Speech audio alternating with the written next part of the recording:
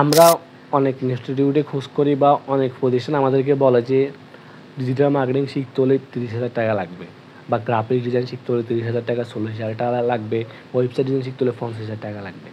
এখন আমরা টাকার কথা শুনে হতাশ হয়ে যাই যে আজও কি এত টাকা লাগবে ফ্রিল্যান্সিংয়ের কাজগুলো শিখতে, বা ফ্রিল্যান্সিংয়ের যে কোনো একটি সেক্টরের কাজ শিখতে কি এত টাকা কস্ট, বা কোর্স ফির দাম কত টাকা।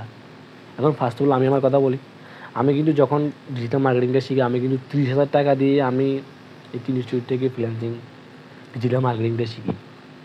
তাহলে চিন্তা করে দেখেন, আমরা কিন্তু টাকার দিকে আমাদের চিন্তা করি যে আমরা যে 30,000 টাকা দিয়ে কোর্সটা শিখতেছি, 30,000 টাকা দিয়ে শিখবো, আমরা যেখানে 5,000 টাকা 6,000 টাকার কোর্স পাই ওখানে চলে যায়। আপনাকে আগে কাজের দিকে ফোকাস রাখতে হবে, কেননা আপনি ফ্রিল্যান্সিং শিখতেছেন কেন? আপনি কাজটা প্রপারলি শেখার জন্য না, আপনি মার্কেটপ্লেসে কাজ করার জন্য। এখন যদি আপনি 5,000 টাকার একটি কোর্স করে আপনি স্কিলই না শিখতে পারেন, যদি আপনি স্কিল না শিখে আপনি Fiverr একটা অ্যাকাউন্ট, তারপর হচ্ছে Upwork একটা অ্যাকাউন্ট খুলে বসে থাকেন, কখনো আপনি কাজ পাবেন না, কারণ আপনি কাজটাই তো পারেন না। আপনি তো 3-4 হাজার টাকা 5,000 টাকা দিয়ে কোর্স করছেন। আপনি কি আজও দেখেছেন ওই কোর্স আপনাকে কোন বিষয়গুলো শিখিয়েছে, বা আপনি কোন বিষয়গুলো পারেন? আপনাকে এই বিষয়গুলো আগে শিখতে হবে। আপনি যত টাকা দামের, আমি এটা বলতেছি না যে আপনার কোর্স ফি বেশি হলে আপনার ওখানে কাজ পাওয়ার ফ্যাসিলিটি বেশি থাকবে, এমনটা আমি বলতেছি না। আপনি যে কোর্স ফি দিয়ে কোর্সটা করতেছেন, আপনাকে অবশ্যই ওদের মডিউলে কোন ক্লাসগুলো আছে, আপনি ইউটিউবে রিলেটেড আগে কয়টা ভিডিও দেখেন। যদি আপনি ডিজিটাল মার্কেটিং শিখতেছেন, ডিজিটাল মার্কেটিংয়ের মধ্যে কোন বিষয়গুলো আছে, বা গ্রাফিক্স ডিজাইনের মধ্যে কোন বিষয়গুলো আছে, ওয়েবসাইট ডিজাইনের মধ্যে কোন বিষয়গুলো আছে, ওই বিষয়গুলো কি আজও আপনার প্রতিষ্ঠান শেখাচ্ছে, বা আপনি যার থেকে শিখতেছেন ও কি আপনাকে সেই বিষয়গুলো শেখাবে কিনা, আপনি এই বিষয়টা আগে শিওর হন। এই বিষয়টা শিওর হওয়ার পর দেন আপনি শিখতে পারেন।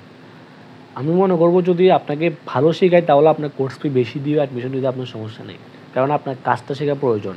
এমন না যে আপনি ডিজিটাল মার্কেটিং করছেন আপনার সার্টিফিকেটটা দিয়ে আপনি দিয়ে পানি খাবেন, এমনটাও না। আপনার সার্টিফিকেটের জাস্ট শো, আপনার এটাই কিছু না। আপনার কিন্তু মূল ইন্টেনশন হচ্ছে যে আপনি কাজ করবেন মার্কেট প্লেসে। তো মার্কেট প্লেসে আপনার কাজ করতে হলে মাঝে মাঝে আপনার কাজটা ভালো লাগবে, প্রপারলি আপনার মধ্যে স্কিলটা থাকা লাগবে। আপনি অবশ্যই যে প্রতিষ্ঠান থেকে শিখবেন আপনি খোঁজ নিয়ে দেখেন তাদের রিভিউ কেমন, তাদের ওভারঅল একটা রেজাল্ট দেখেন। আপনি দেখলে আপনি বুঝতে পারবেন যে তারা এত টাকা কোর্স ফি চাচ্ছে কেন। আমরা ভাবি যে আমাদের থেকে এত টাকা কোর্স ফি চাচ্ছে, আজও কি ডিজিটাল মার্কেটিং শিখতে এত টাকা লাগে, গ্রাফিক ডিজাইন শিখতে এত টাকা লাগে? অবশ্যই লাগে। আপনি যেখানে কাজ বেশি শেখাবে, যেখানে ভালো মতো আপনাকে সব কিছু বুঝাবে, অবশ্যই তাদের কষ্ট বেশি।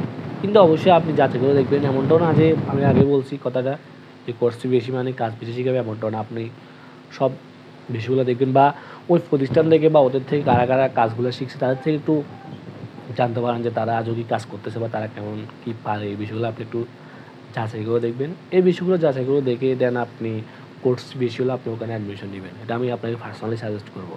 আপনি কম টাকা পেয়ে ওখানে অ্যাডমিশন নেবেন যেমনটা না, আপনি কম টাকা দিয়ে শিখবেন। সস্তার 3 অবস্থা।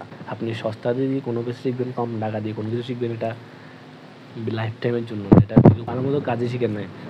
আপনাকে যে প্রতিষ্ঠান শেখাচ্ছে সেই প্রতিষ্ঠান আপনাকে ভালো করে শেখাতেই পারে নাই, তাহলে আপনি কীভাবে কাজটা পাবেন?